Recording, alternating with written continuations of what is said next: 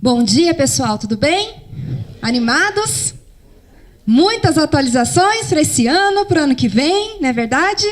Bom ver vocês animados assim. Já tive outros eventos aqui que a gente chegou aqui. Bom dia, pessoal, bom dia. Né? Mas que bom, né? O friozinho chegando, a gente já fica mais animado. Quero também dar bom dia aí para o pessoal que está me assistindo, né? Através dos links, aí nos computadores. E alguns avisos importantes. Deixa eu mostrar aqui para vocês. Vocês viram ali na entradinha, quem está aqui hoje ganhou aqui essa pastinha, né? Aqui dentro da pastinha, pessoal, tem uma folhinha, além ali do rascunho, tem essa folhinha para vocês fazerem as perguntas, tá? Então, as perguntas, a gente vai colocar todas aqui no papelzinho. Por que a gente vai fazer dessa forma? E aí vai ter uma pessoa recolhendo ao final da palestra, porque senão vocês falam aqui as perguntas e o pessoal que está assistindo de casa não consegue ouvir. Tá? Então, por isso que aí eu leio as perguntas aqui ao final e a gente vai respondendo à medida do possível. Aquelas perguntas que eu não consegui responder aqui, eu sempre me comprometo a responder por e-mail por vocês. Na última vez que eu vim aqui, acho que eu respondi mais de 100 perguntas por e-mail. Tá? Então, sempre respondo por e-mail para vocês, tá bom? Compromisso meu com vocês. Temos bastante coisa para falar hoje, mas antes de entrar no nosso tema, eu queria falar, como a gente está falando de atualizações, 3 assuntos eu queria compartilhar com vocês aqui hoje, antes da gente começar a falar do Simples em específico. Semana passada, nós tivemos 3 notícias importantes no mundo tributário. Alguém sabe? Sim, não? Então, nós tivemos a IN, Instrução Normativa 1700. Todo mundo viu? Não? Então, olhem lá quando vocês chegarem lá no escritório, na casa de vocês, né? Instrução Normativa 1700, tá, pessoal? Que altera não, ela consolida várias instruções normativas que tratam a respeito da apuração e do pagamento do imposto de renda e da contribuição social. Então, a IN 1700, o que ela fez? Bem bolado, um compilado de várias instruções normativas que estavam soltas na Receita Federal.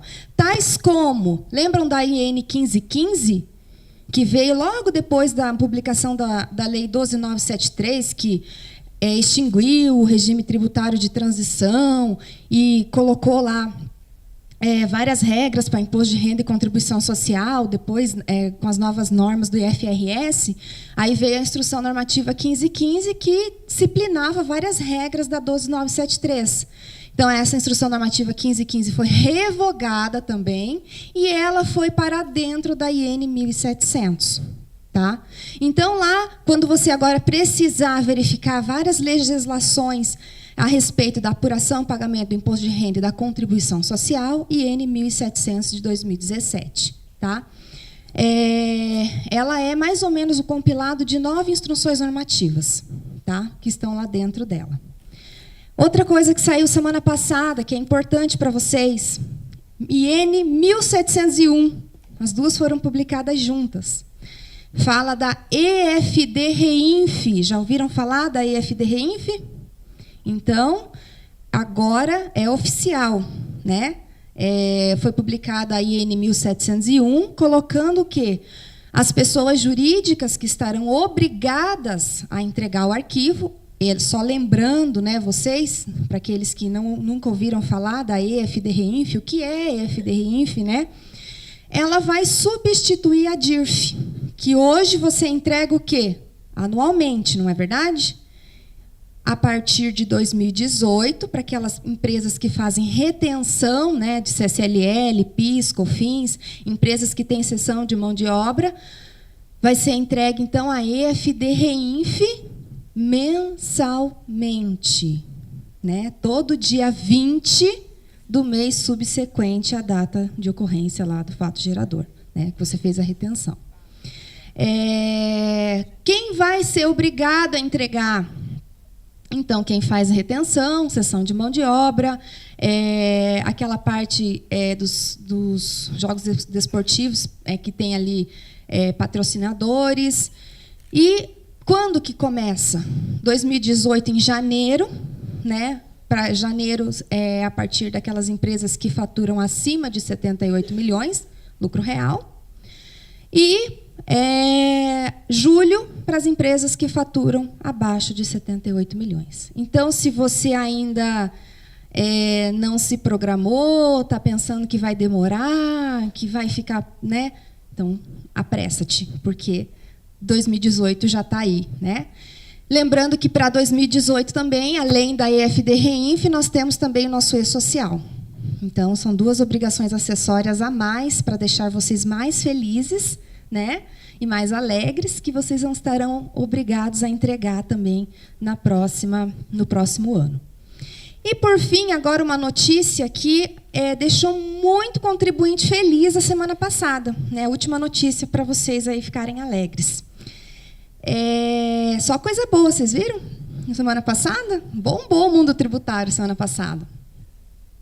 Semana passada saiu uma decisão do STF, né, que fala do quê? Do ICMS na base de cálculo do PIS e COFINS. Então, foi uma vitória importantíssima para o contribuinte, né? Os ministros do STF decidiram que o ICMS, o próprio, porque o ICMS das importações, né, do PIS e COFINS importação, lá desde 2013, já não compõe mais a base de cálculo do PIS e COFINS importação, mas o do mercado interno, né, o PIS e COFINS, então o ICMS não entrará mais na base de cálculo do PIS e da COFINS. Quem tem direito a recuperar os últimos 5 anos? Só quem entrou com a ação por enquanto. Quem não tem ação, não adianta desesperar e então vou recuperar os últimos 5 anos. Calma, não. Ainda não. Vamos aguardar aí alguns julgamentos. Provavelmente vai ter agora, em fase de embargo de declaração, aí, quem sabe alguém questione os efeitos, né, dessa decisão e, dependendo do que os ministros julgarem, a gente vai saber ou não se essa decisão vai ser retroativa para os últimos 5 anos para aqueles contribuintes que não entraram com a ação. Tá? Mas daqui para frente, vamos dizer que vai melhorar. Mais ou menos, né? Porque no próprio julgamento, o ministro Gilmar Mendes, que foi contrário a essa decisão, ele foi voto desfavorável para o contribuinte, e o que ele falou? Tudo bem, vocês vão levar, mas o que vai acontecer? A Receita Federal, enfim, o governo, o que vai apressar? Lembra da unificação do PIS da COFINS, que eu falei aqui ano passado? Não tenham dúvidas que isso vai causar um rombo aí nos cofres públicos, e o que vai acontecer, provavelmente? Unificação do PIS e COFINS com uma carga maior. Então, tira daqui e põe ali, né? Então, é uma falsa ilusão. Mas, então, essas 3 informações foram, vamos dizer assim, as que chacoalharam aí o mundo tributário na semana passada, tá? Então, agora vamos falar um pouquinho das atualizações do Simples Nacional. Bom, antes de falar das atualizações, eu fui estudar o material ontem, né? Isso é um perigo quando eu faço isso, e eu coloquei alguns quadros comparativos ali da legislação que eu achei importante para a nossa apresentação hoje. Então, tem alguns quadrinhos que vocês talvez não tenham aí no material, mas não tem problema, não se preocupem. Vocês têm um e-mail aí, eu posso passar isso aqui sem problema nenhum para vocês, só com esses quadrinhos que eu coloquei diferentes aí, tá? Porque eu achei que era importante para facilitar a apresentação hoje. Outro ponto importante, vocês vão perceber que, nossa, Joyce, mas eu comecei a olhar teu material e eu vi que não tem só atualização, você colocou várias coisas. Eu achei importante a gente, dentro do Simples Nacional, conceituar de onde saímos e para onde vamos. Não adianta nada eu chegar aqui para vocês hoje e, aconteceu isso, tá, mas espera aí, eu estou começando agora, ou eu já não lembro mais o que é isso aqui. Então, conceituando vocês sempre dentro do contexto do que existe já e partindo para o que foi alterado, tá bom? Então, o material ele foi feito nessa ordem lógica. Tem bastante coisa, então, como eu comentei, se não der tempo, não fiquem bravos comigo, tenham certeza que todos os e-mails eu responderei. E podem também depois, se não conseguirem entregar o papelzinho aqui, Se forem dúvidas da palestra, responderei com certeza. Tá? Não venham me perguntar planejamento tributário. Às vezes a gente dá palestra e o pessoal aproveita e coloca lá umas perguntas querendo resolver a vida dele ali, e não é dúvida da palestra. Dúvidas da palestra com relação à sua atividade, não tem problema nenhum, vou responder. Tá? Então, vamos lá. Lei Complementar 123 de 2006. Só contextualizando vocês, alguém já parou para pensar por que o Simples Nacional veio através de uma lei complementar? Porque a gente só ouve falar, né, lei complementar, lei complementar. Se, por exemplo, agora em 2016 a gente teve uma nova lei complementar, que foi a 155, certo? Que alterou algumas regras do Simples Nacional, correto? E se essa lei complementar não viesse, se essas novas regras, essas atualizações não viessem através de lei complementar, viessem através de uma lei ordinária, o que isso causaria?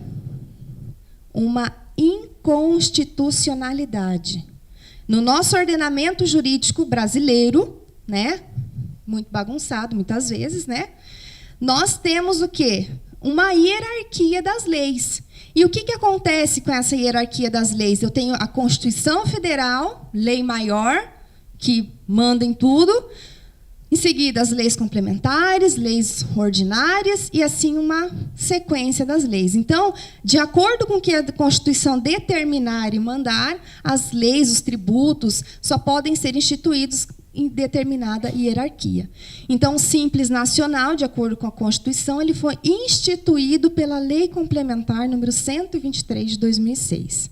O Simples Nacional, que quando a gente olha, principalmente, quais são as duas legislações, quando a gente fala em Simples Nacional, que a gente tem que observar? A Resolução 94 de 2011, certo? E a Lei Complementar 123, além das outras que vão sendo alteradas, mas que as duas principais são essas. É simples? Gente, sem mentira nenhuma. Até imprimi aqui. Cadê? A resolução. Ó. São mais de quase 200 artigos do Simples Nacional, super confusos, complexos, que muitas vezes você vai fazer a leitura, diversas vezes eu tive que... respira, volta. Vamos fazer um desenho. Então, como eu falei, Lei Complementar 123 de 2006 e Resolução 94 de 2011 são as leis base, né, para que eu possa tratar a respeito do Simples Nacional. O que é o Simples Nacional? Né? Vamos começar daí. De onde viemos? Né? O que é o Simples Nacional? Porque a gente sempre fala assim, o cliente chega lá no teu escritório, né? Vai abrir uma empresa nova, vai fazer uma alteração. Põe no Simples. Põe no Simples. E às vezes a gente não para pensar, puxa, mas o que é o Simples? Né? Por que ele foi criado? Tá? Ele é um regime compartilhado. Por que é um regime compartilhado? O que nós temos dentro do Simples Nacional? A união de vários entes federados. Receita Federal, estados e municípios. Distrito Federal. Tá? Que faz o quê? Cobrança e fiscalização de tributos aplicáveis a microempresas e empresas de pequeno porte, tá? Previsto na Lei Complementar. E, como eu falei, abrange todos os entes federados. E, para o ingresso no Simples Nacional, eu tenho que cumprir algumas condições. Eu tenho que me enquadrar na definição de microempresa e empresa de pequeno porte, cumprir os requisitos previstos na legislação e formalizar a minha opção pelo Simples Nacional. Aí, uma dúvida. Eu tenho uma empresa do Simples Nacional. Ela foi desenquadrada. Artigo 17. Só que ela foi desenquadrada porque um dos sócios lá abriu uma outra empresa e estourou lá o limite de faturamento com as duas empresas juntas. Ela foi desenquadrada. Aquela empresa que é do Simples, que era do Simples, né? Ela continua com o faturamento lá dentro da média. Ela continua sendo empresa de pequeno porte? Sim ou não? Sim ou não?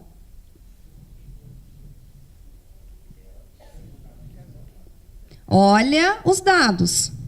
Ela é uma empresa do Simples Nacional, foi desenquadrada, porque quando ela se juntou lá com outra empresa, né, lá, um dos requisitos, lá, o sócio abriu uma outra empresa e estourou o limite.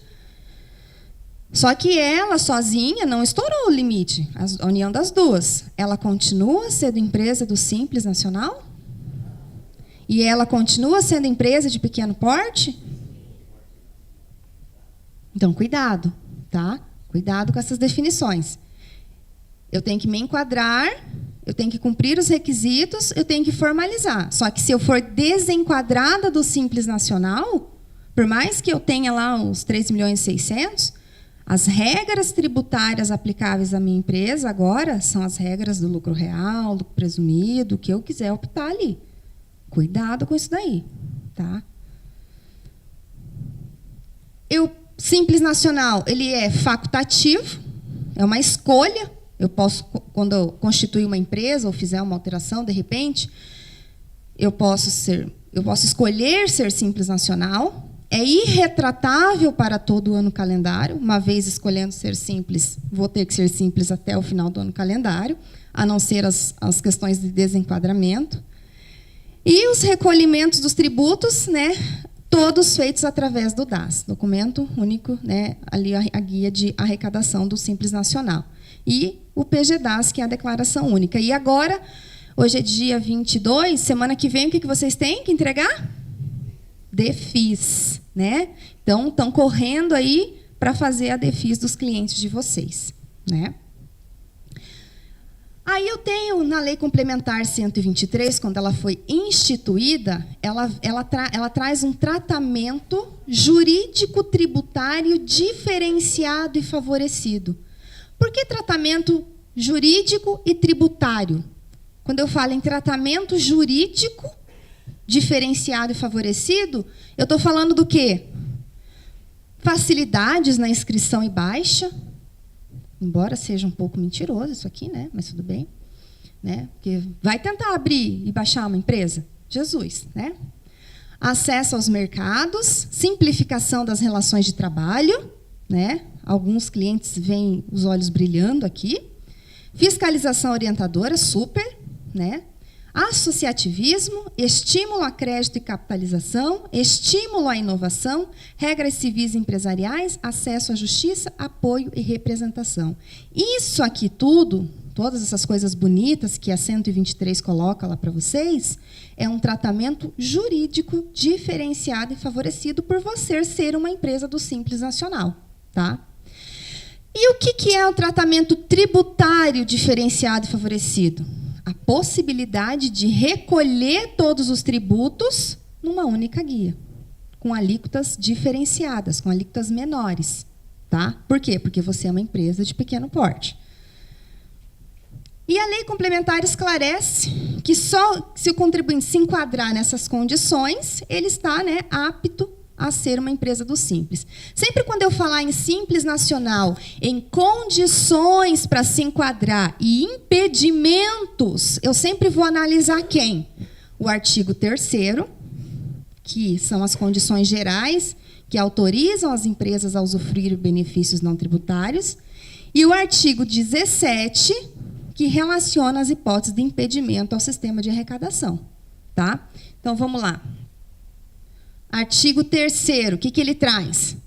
Para os efeitos dessa lei complementar, consideram-se microempresa e empresa de pequeno porte, olha só, pessoal, sociedade empresária, sociedade simples, empresa individual e de responsabilidade limitada e o empresário a que se refere o artigo 966. Então, para que eu seja do Simples, seja considerado, eu tenho que ser uma dessas sociedades. sociedade empresária, sociedade simples, empresa individual de responsabilidade limitada e o empresário a que se refere o artigo 966 do Código Civil. Tá? Devidamente registrado no registro de empresas mercantis ou no registro civil de pessoas jurídicas, né? Ou na junta comercial ou nos cartórios. E, no caso de microempresa, né, que aufira no ano calendário receita bruta igual ou inferior ao quê? 360 mil. E, que a gente já vai falar dessa alteração aqui, no caso de empresa de pequeno porte, que aufira em cada ano calendário receita bruta superior a 360, igual ou inferior a 4.800.000. Tá? Então, essa condição aqui do artigo 3º que me diz se eu posso ou se eu não posso ser uma empresa optante pelo Simples Nacional. Tá? Aí, quando o exemplo que a gente deu aqui no início, que eu falei, fui desenquadrado, sou empresa de pequeno porte, tudo bem, você ainda é uma empresa porque você tem lá o faturamento pequenininho, tudo, né? Mas cuidado, saiu até no final do ano passado,